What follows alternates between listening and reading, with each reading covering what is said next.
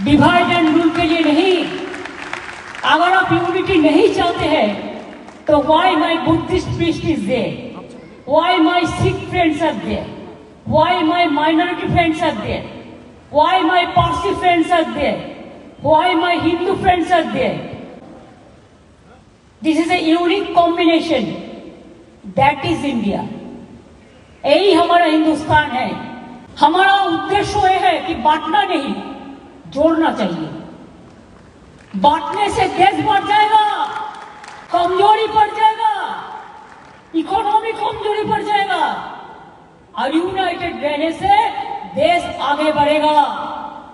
हम नहीं कह सकते है कि हमारा प्रॉपर्टी लेने का हक किसी का नहीं है, वैसे और किसी का प्रॉपर्टी लेने का हक हमारा भी नहीं है। सबको जीने दो, सब जियो शांति का साथ, और सबको जीने दो। ये हमारा पॉलिसी है। जो माने माने, जो नहीं माने नहीं माने।